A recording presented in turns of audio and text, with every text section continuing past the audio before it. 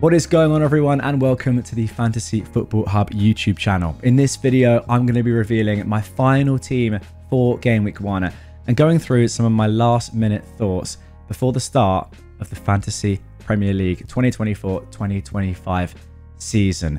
The deadline is almost upon us, which means before we get into my team and talk about the players that have made it into my 15, now is the very last chance for you guys to sign up to Fantasy Football Hub and get 50% off.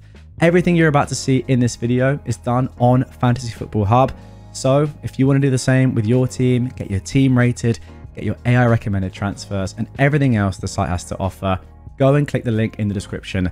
Now is your last chance. With that being said, let's jump straight into my team. As always, building this on Fantasy Football Hub's My Team tool, which is going to give my team a rating at the end, which pretty much just shows, according to the data, the algorithm, how good it is. I'm actually quite nervous because I haven't put my final team into the My Team tool yet.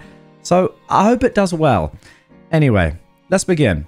I will say that my team has changed quite a lot over the past few days. There's been a lot of new information that's come out, some injuries, some changes in personnel, some rumors with different clubs in the league, of course. But as of now, and I think this is going to be pretty much my team now, to be fair. I don't see it changing much. This is the team. Let's begin. In goal is Henderson. He's been my goalkeeper throughout the majority of preseason. This is one that I don't really see changing. I flirted a bit with Flecken, but I think that I'm pretty locked into Henderson, really. Just because I have a sort of forecast of a Game Week 6 wildcard. So looking at the first 5 fixtures, I've got the fixtures here, the first 5 on Fantasy Football Hub's fixture ticker.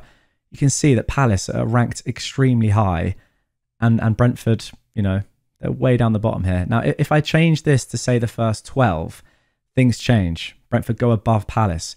But because I'm looking at an early-ish wildcard, I'd never want to lock myself into an early wildcard, but that is what I'm thinking right now. Palace makes the most sense in terms of covering some of their defence. And I do think, to be fair, if you're looking at the 4.5 million bracket, it's only really between Henderson and Flecken. So Henderson is in. Backup is going to be Bentley from Wolves, just because I do not want to rotate goalkeepers. It's never worked well for me. And there's rumours that Jose Sarr is going to be leaving. And I believe that Bentley is the backup there. So if he goes, Bentley might get, you know, a couple of games. But yeah, Henderson is in. Now let's move on to the defence. And for the first time this season, Trent is in. I still don't love it. I really don't. But again, taking the first 5, it's impossible now to ignore Game Week 4 and Game Week 5 as just phenomenally good fixtures for him. I'm still not entirely sure on Liverpool, and I do want to give it a little bit of time with them, ideally, just to see how the players bed in. That is why, spoiler alert, Salah's not going to be in this team. I just don't want to go all in on them. But it's very hard to ignore Trent. He's still the most expensive defender, sure, but he's at a lower price now than we've seen for a couple of years. I mean, he's down a lot from 8 million. I think it was 7.5 the year before that. I don't know. It's hard to ignore him.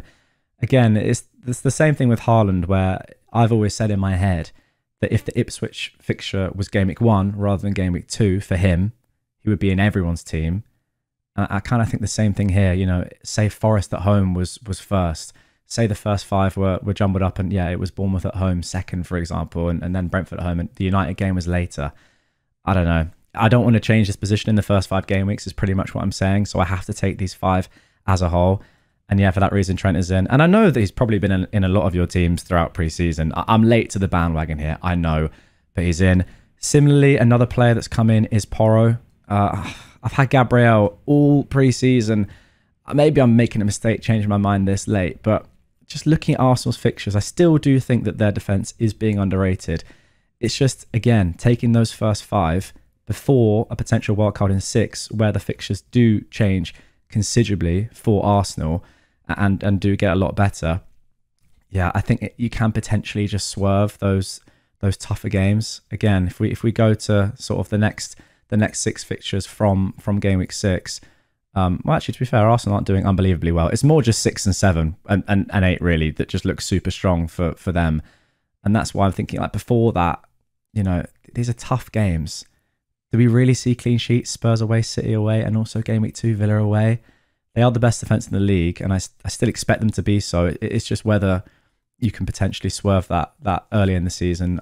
Now I'm thinking that, yeah, with Porro those first 2 games, and then being able to rotate him with other defenders in my team, which we'll come to in a second, that could be good. Again, Game Week 5, very, very strong.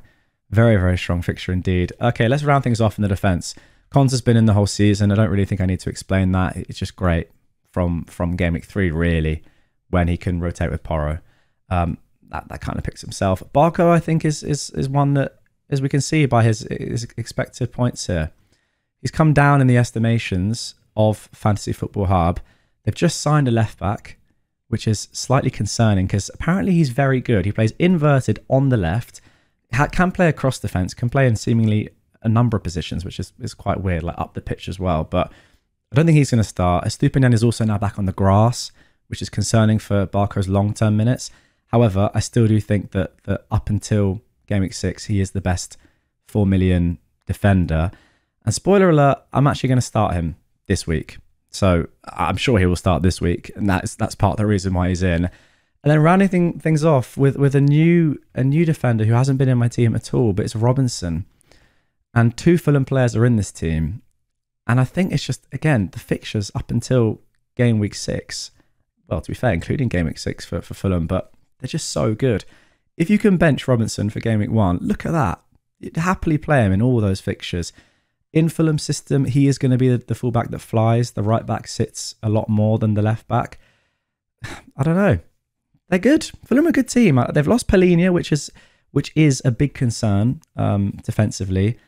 But they've also signed well. I mean, Smith Rowe's a fun signing. No space for him in this team. But these are the sort of fixtures where they could, really start well. I think there probably is at least 1 clean sheet in there. And Robinson has a lot of attacking potential. So that is a defence. It's changed a lot. I'm still not 100% sure how I feel about it. But that is it right now. And I'm going to lock it in because I'm thinking about it too much. That's what I'm going to go with. Moving on to midfield, as I mentioned, no space for Salah in this team. Saka is in. I think I am a little bit more confident on him over Son. I want to have a player, one of Saka, Palmer and Son in this team, just because at that price, I think it's important to have that sort of price point. Potentially allows a move to Salah later on as well, which I think is very important for Game Week 4 and 5. But yeah, it's more the Game Week 3 fixture where I'm thinking of captaining Saka, which is one of the main reasons he's in the team. I couldn't really do that with Son, and Palmer I think is avoidable. It's just a little bit too much, to be fair, at the start of the season. So Saka's in. Eze is in as well. There are quite a lot of doubts now with Bob's rumoured leg break, which by the way is still not confirmed at the time of recording, but Eze could be on his way. However, I don't think that's going to happen immediately. I think that will get drawn out until right at the end of the transfer window. So I think he's safe, at least at the start of the season. If it doesn't work out, it doesn't work out. But he is such a good pick if he stays at Palace. So I'm just going to still go with him unless we get some very late news later on today. So Eze is in. Jota's in. This is one of the riskier picks. But, Jota, when he's on fire and when he's in the team, he is so good. His numbers are just phenomenally good. They match Salah's when he's in the team. Like his expected goals and expected, just points per 90 are so good. And I'm just thinking those first 2, obviously it's not nailed. But I've had some bad experiences with Darwin. I don't think the manager's going to like Darwin that much. I'm not sure he's good enough on the ball. I'm not sure he's clinical enough. Jota definitely is. He's one of the best finishers in the league, and first 2, I'm struggling not to go for him. I also think he could be underpriced at 7.5. It's a great price. The main thing with him as well is there are options to move down after Game Week 2. Nkunku is a player that I'm looking at from Game Week 3. Don't ever want to book in a transfer, but Chelsea's fixtures, we can see here with Palmer, that's where they get good. City at home, obviously tough. I think Wolves away is also a pretty tough fixture from an attacking point of view. But then from Game Week 3, they're very good. So yeah, Jota could easily move down to Nkunku, as could Gordon, who's the next player in the team. Just a fantasy player that I love so much, and I really want to find a space for him. He doesn't have the best fixtures. I do think that Southampton at home is the best fixture for Game Week 1. Just looking again at the first 5, they're sort of hit or miss because we all know that Gordon is much better at home than he is away. So even Bournemouth away, Wolves away again, Fulham away, they're not unbelievably good. I actually think that Game Week 3 is a good fixture for him. But I kind of want to double up on the Newcastle attack. Everyone is going to have Isak. I just don't think there's enough, like, you know, if everyone has him, then it's almost as if nobody has him, right, in terms of relative points, because we're all getting his points. So what does that really matter? Might as well just go in on it. I do think Southampton at home is the game to target for Game Week 1. And yeah, again, he could become Nkunku. It's very likely that one of these two will move down to the player at, you know, the mid-price to lower price midfield bracket that kind of announces himself and becomes maybe the bandwagon. I'm thinking, you know, the likes of an Mbeumo last season, for example. There's always one player, especially now. I mean, we have a lot of options at the sort of sub 7.5 price that could just come out of nowhere. Bailey, for example, Game Week 3, the fixtures turn for Villa, could easily be him. I think he's a great pick. Brereton Diaz as well, decent pick. Does very well on the numbers here. Even Mbeumo from Game Week 3, not that bad at all, despite the fact that he has City away, then Spurs away. Terrible pick. Let's carry on. Let's round off the midfield. Harry Winks is in there. I don't want to rotate with an 8th attacker. I've never done that before. I've never had much success in doing that before. I still remember back when I wasn't, you know, as experienced as an FPL manager, and I benched Bamford. If you guys remember this was a long time ago. I think against Leicester, and he scored twice. And from that moment on, I thought to myself, you know what, I'm never doing this again. It's terrible. Rodgers is a good option. I just don't particularly like it. And I'm happy to just have 8 attackers that are going to stay in the team consistently. Haaland obviously is in there. You can work that out yourself. I mean, it's got to be in there. Haaland or Salah, I think, is extremely important to have. And I don't think that spreading the money from Salah has, you know, enough negative connotations or enough drawbacks to have to go with Salah. I just think that if you go with Salah, you are limiting yourself a little bit too much across the rest of the team. I think it's hard to get the likes of Gordon, Jota, and Eze all in there, and I really do want Gordon especially. I don't think you can build a team with Salah and Gordon and still have, you know, Trent, Isak, and Haaland in there. But yeah, there we go. That is the forwards, and then this last slot is one that I've played around with a lot. It has been Solanke for a while, but currently it's Muniz, and I'm again just for the reasons why I'm quite hot on Robinson again. The fixtures are so good. I don't want to mess around with this position. João Pedro was one that was in my team at the start of pre-season. Obviously, there are now massive doubts around him. Not because of his own form. I mean, I think he's had a pretty decent pre-season. He's not played too many minutes, but I think he's done what you'd expect from him. He is going to be on penalties. It's more the fact that Brighton are signing a number of players. I think they're going to sign a right winger and a forward for quite a lot of money, number 9. Now, yeah, they might not start, but that's definitely going to impact João Pedro's minutes in some way. And I also don't really like the fixtures for him anyway. I think if you're rotating him, it's fine. But would you really want to play him Arsenal away, Chelsea away if we get to 6? I'm not sure. Even Everton away, I think is a tough fixture, again, for an attacker. I back Brighton against most teams, but I don't know. It's not as good as it looks. Neither, to be fair, is United away. But again, after that, it's really good. I don't love Muniz as a pick, but I don't have the money for Solanke, who I do really like as a pick. But again, it's just, where do I find that 1.5 million? It's probably Gordon down, and I'd rather have Gordon. So there's the team. A lot has changed, to be fair, since I last made a video on my own team personally. Let me know in the comments what you think. But for the first time now, I'm going to click Save Plan here. Then click Optimize. Very simple. Just to one button click and your team is optimized automatically by Fantasy Football Hub. Interestingly, Konza has higher predicted points than Barco. I wouldn't do that. I'm going to play Barco this week, as I said. So that will probably lower the rating a little bit. Isak would be my captain as well, and probably actually Saka vice. So there we go, 91% team rating.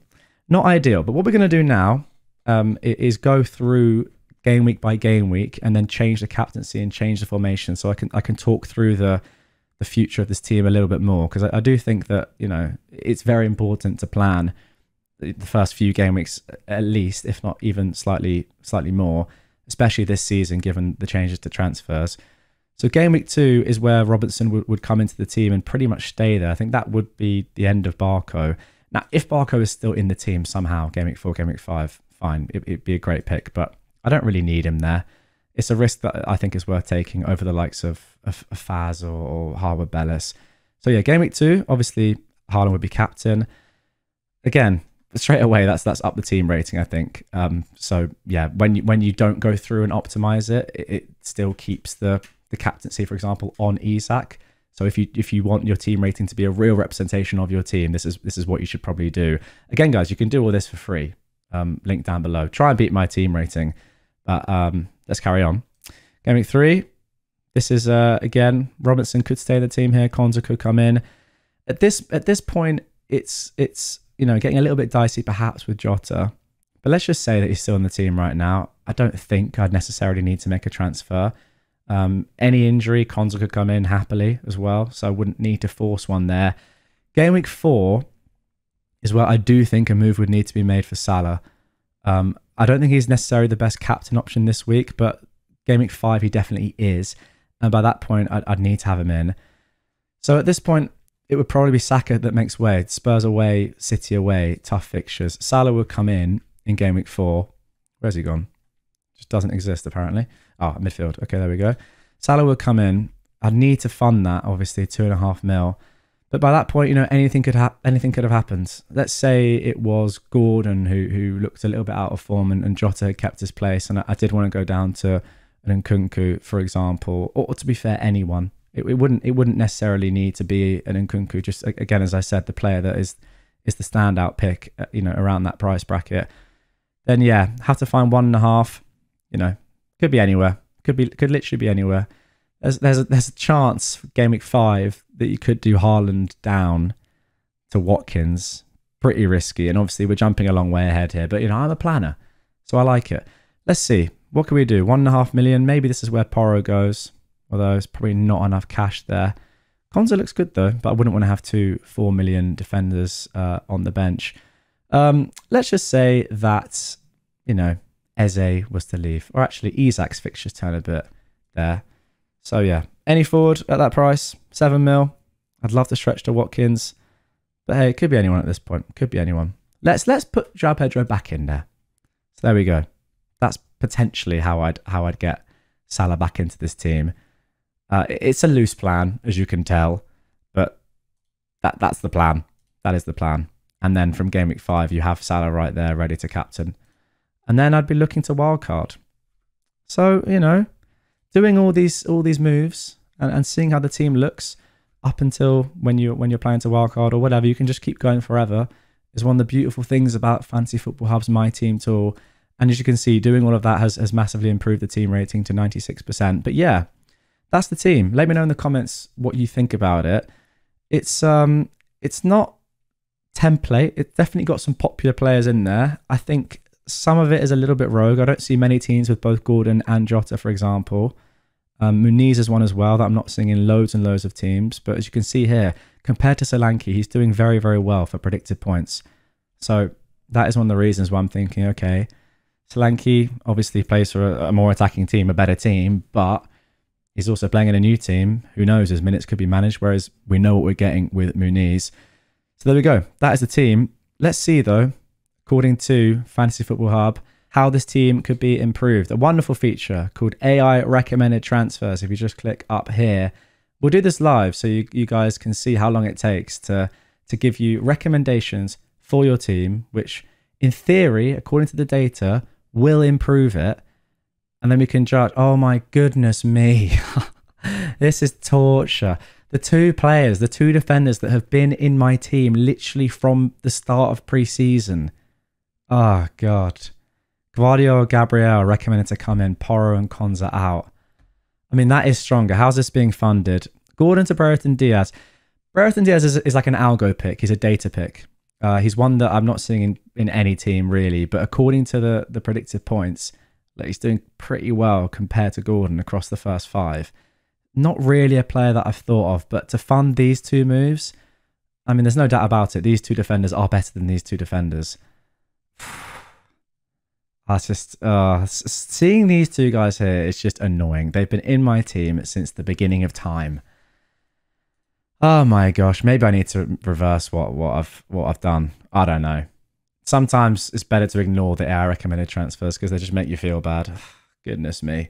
But there we go. Anyway, those are my recommendations that would improve my team. Oh no, it's not good. Guys, if you would like your own, sign up to Fantasy Football Hub. You do not have long now. 50% off. And if you do not win your mini league this season, you will get all your money refunded. I know you guys don't believe it in the comments. Trust me, it is legit. The T's and C's are there, but we refunded a lot of people at the end of last year. So, you know, it's why we're so confident in the product. Win at FPL is genuinely the tagline. So, you know, we think you're going to win. And if you don't, have your money back. Completely fine. There you go. Those are my recommendations. If you would like your own before Gameweek 1 or, you know, before Gameweek 2, whenever you're watching this video, they will be given to you every single game week and they'll be personalized to your team. It's a great little way of seeing, you know, if you're sort of along the right lines, or maybe you have a transfer in mind, you just want to sort of check it or back it up or get some sort of idea if it's horrible or actually pretty good according to the AI. The players that we're losing here, Porro, Konza and Gordon, I'm actually quite happy with owning, to be fair. So I don't think I would do these moves myself. It's just annoying seeing Gvardiol and Gabriel there, but I don't think they are worth getting in to then lose Gordon for Barrett and Diaz. But there we go. That's my team. Let me know yours in the comments down below. Very interested to see your thoughts. Bakar and I are actually going to be doing a live stream going through some of your teams later on today at 2:30 p.m. UK time. So if you're watching before that, you might be watching during that time, just have a check on the channel. We'll be live answering your guys' queries. If you've got any last minute thoughts or questions, get in there. We'll help you out. But yeah, one last push. This is the best time all season to sign up to Fantasy Football Hub. If you haven't done so yet, you will regret it if you don't before the deadline, just because it might not be 50% off anymore. And you get the maximum time, obviously, if you sign up now for the entire season. You get every single game week. So get it done and win your mini league or your money back. Thanks for watching, guys. I'll catch you on the live stream, or if not, on the next video. Good luck this game week. And yeah, I hope we all get a green arrow.